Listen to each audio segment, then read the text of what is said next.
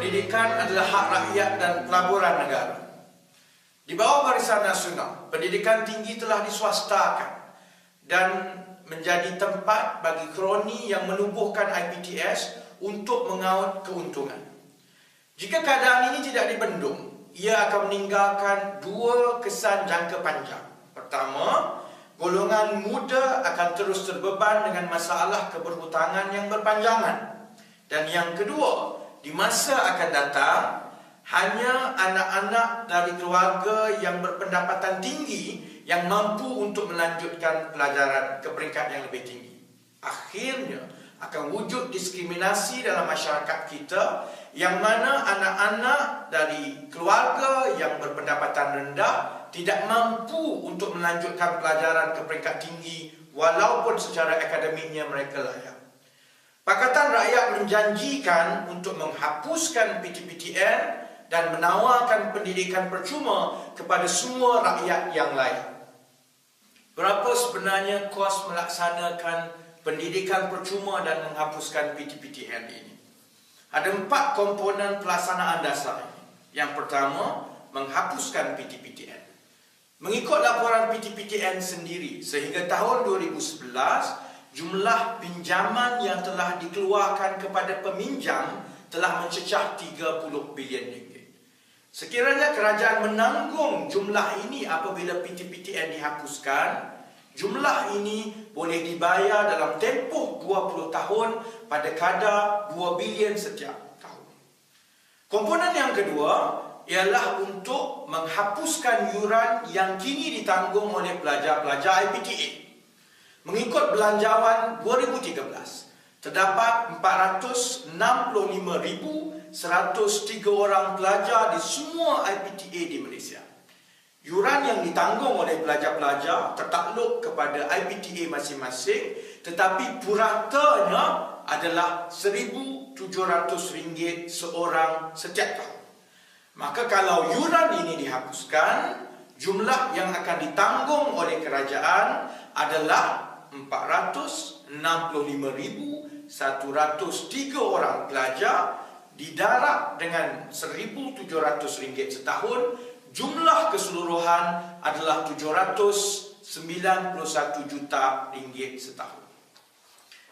Komponen yang ketiga adalah menyediakan allowance sara hidup bagi setiap pelajar sebanyak RM5,000 seorang setiap tahun. Anggaran Pakatan Rakyat, setiap tahun akan ada 400,000 orang pelajar dari IPTA dan 150,000 orang dari IPTS yang layak untuk menerima allowance sara hidup sebanyak RM5,000 seorang setiap tahun. Maka jumlah yang akan ditanggung adalah 550,000 orang didarab dengan RM5,000. Jumlah keseluruhan setiap tahun adalah RM2.75 bilion. Dan komponen yang keempat ialah penyediaan satu tabung pinjaman bagi pelajar-pelajar di IPTS. Kerana Pakatan Rakyat sedar adalah menjadi hak rakyat untuk mereka memilih mana-mana institusi yang sesuai dengan mereka.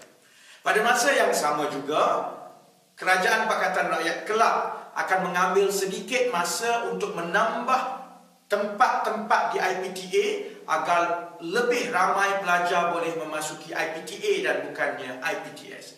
Tetapi buat sementara waktu, sementara tempat-tempat itu disediakan, Pakatan Rakyat akan menyediakan satu tabung pinjaman sebanyak RM450 juta setiap tahun bagi membolehkan pelajar-pelajar IPTS meneruskan pelajaran.